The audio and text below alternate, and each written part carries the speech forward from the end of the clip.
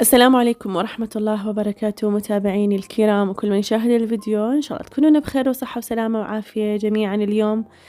ومن محافظة سامسون التركية، طبعا لكم كل تحياتي. أحب أوجه رسالة لمتابعيني. طبعا شكرا لكل شخص يشاهد الفيديو ويعلق عليه تعليق إيجابي، ولو أنا عندي عتب على هواي متابعين، وخاصة من العوائل اللي اجوا تركيا وعلاقتنا بهم قوية، اللي يعني لحد الآن من أشهر ما أشوف لهم تعليق. صراحة الموضوع هواية يحزب نفسي. تحياتي أيضا لهم. اليوم راح نتحدث عن موضوع مهم.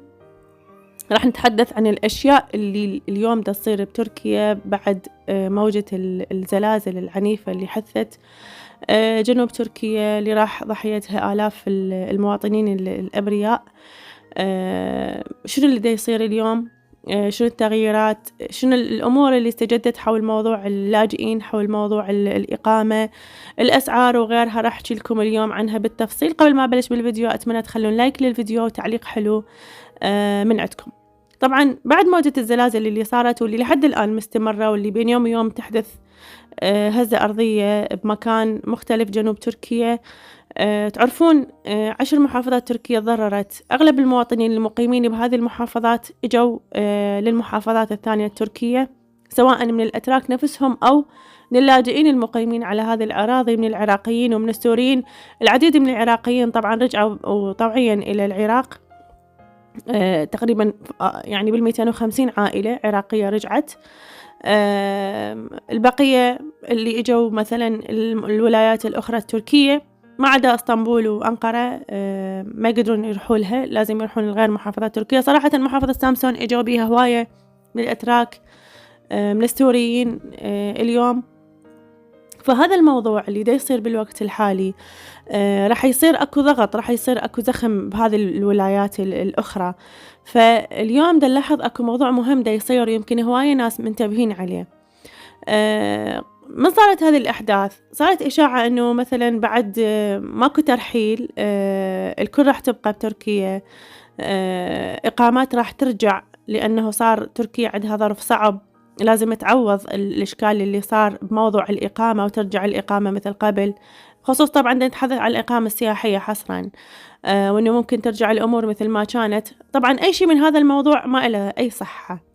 زين، موضوع الإقامة السياحية إحنا حكينا به هواية، وأنه هذا صار قانون وخلص، يعني ماكو إقامة سياحية تنطيم ويعني مدتها سنة وقابلة للتجديد والأمر ماشي. لا، إقامة سياحية هي للسياحة، مدتها فترة معينة وأنت تقدمها حسب يعني أنت تسوي فالجدول إنه أنت جاي زيارة لفلان مكان لفلان مكان لفلان مكان، شهر شهرين 3 وترجع. هاي أول نقطة حبيت تكوني ببالكم، حتى لا تصدقون أي أحد ثاني أو أي شخص ثاني يقولكم الإقامة راح ترجع وبشرة سارة ومن هالسوالف. الأمر الآخر هو بخصوص اللاجئين والمقيمين والعندهم أصحاب الكملك المؤقت أو UN. طبعا مثل ما تعرفون أنتم بالأيام السابقة رفض بالجملة قبل لا تصير هذه الحادثة، قبل أسبوعين تقريبا. اليوم الرفض صار بغير شكل. زين، الرفض صار بغير شكل. شلون؟ يتصلون عليكم دائرة الأمنيات إذا أنتم مقدمين على UN، يعني طالبي لجوء، يتصلون عليكم الأمنيات ويقولوا لكم أنه أنتم ملفكم رفض، قدامكم 10 أيام للمغادرة. يعني حتى بدون مقابلة. وصارت ويا كذا عائلة من محافظة سامسون، من محافظات أخرى، من أصدقائنا اتصلوا علينا قالوا إحنا جانا اتصال بالتليفون، السلام عليكم، السلام، ملفكم أنتو فلان عائلة، هذا رقم الملف مالتكم، هيك عدد أفراد الأسرة، جاكم رفض، عندكم مغادرة من تركيا خلال 10 أيام، أو تحبون تقابلون الأمنيات تدخلون محامي حتى تشوفون قضيتكم. يعني حتى مقابلة قامت ماكو. زين، أكو مقابلات يمكن راح يسألون تقولون أكو مقابلات لو كلها لا حقيقة أكو مقابلات، لكن أكو عوائل دي يتصلون بيهم بالتليفون. الأقوى من هاي إنه أكو عوائل مثلا بالصدفة راحوا للمستشفى، لقوا الكملك مالتهم ما بي سيكورته لأطفالهم، الكملك مغلق. زين، من راحوا راجعوا دائرة الأمنيات قالوا لهم أنتم مرفوضين، ملفكم مرفوض من زمان، يعني من فترة طويلة، إيش عجب ما مراجعين، ليش ما جايين؟ يابا مثلا إحنا قاعد نبصم أو عندنا بصمة. قال لهم إيه بس أنتم ملفكم انغلق مثلا قبل كم يوم. ملفكم انغلق والرفض من قبل الأمنيات. فاللي دا يصير أتصور يعني حسب وجهة نظري اللي دا يصير إنه حسب المحافظات، يعني خاف يقولوا لكم إنه الرفض مالتكم مو من يمنة من أنقرة ومن غيرها، لا، الرفض دا يصير من المحافظات نفسها.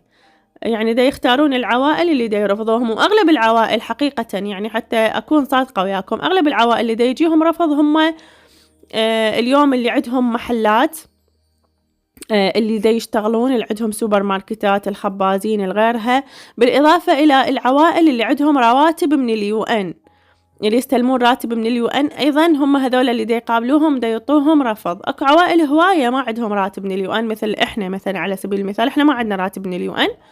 يمكن راح يسألون تقولون شنو السبب ما عندكم راتب من اليو إن؟ ما عندنا راتب لأن إنه إحنا عندنا سيارة باسمنا، فأي شخص يملك عقار أو يملك سيارة أو غير شيء أو حتى عنده سكورتة عمل، اليو إن ما ينطوا راتب، يعتبروه إنه هو شخص ما محتاج لهذا الراتب. أكو عوائل أفضل من عنده، أكو عوائل محتاجة. زين، هذا خلصنا من موضوع اليو إن. الموضوع الآخر هو موضوع ارتفاع الأسعار. أكيد كل دولة يصير بيها نكبة مثل النكبة اللي صارت بتركيا، أكيد راح تعاني من قلة الموارد، راح تعاني أيضا من يعني زحمة بالسكان، أيضا ارتفاع المواد الغذائية بصورة عامة، ارتفاع الخضروات، أيضا ارتفاع الإيجار وارتفاع الفواتير. هذا فد موضوع كلش طبيعي. لكن المفاجأة إنه مثلا أنت اليوم تروح تشتري فشي من البيم اللي هو يعتبر الماركت الأرخص بتركيا، اليوم اشتريت مثلا على سبيل المثال كيلو شكر ب10 ليرات على سبيل المثال، ثاني يوم تريد تروح تشوف سعر الشكر يصير ب12 ليرة. زين، ورا 3 أيام تروح تلقاه ب14 ليرة، ورا 5 أيام تروح تلقاه ب18. يعني أكو صعود مستمر. المفاجأة إنه أسعار الخضروات عموما والفواكه ب25 ليرة، ماكو فشي أقل من 25 ليرة. الخيار، الطماطة، ما عدا البرتقال أكو ب15 يمكن و20 شفت، والتفاح، أما باقي الفواكه كلها بال25 ليرة. زين، فهذا يعني تاخذ 400 ليرة 300 ليرة ما تكفيك يعني مسواق أسبوع. هو خضروات، ماشي، خضروات مو شيء أكثر من هذا. فاليوم الأمور تركيا مع الأسف كنا منتظرين الأفضل، نشوف إنه تزداد تعقيدات. ندعي إن شاء الله يا رب يرحم الأموات، إن شاء الله تعدي على تركيا هذه الأزمة بخير، ترجع تركيا مثل ما كانت قبل، وتكون الأمور إن شاء الله أفضل وأحسن. متابعين الكرام، لهنا أنا وصلت لنهاية الفيديو لهذا اليوم. انتظروا إن شاء الله فيديو جديد ومهم من قناة يوميات الزمرد في تركيا، ومع السلامة.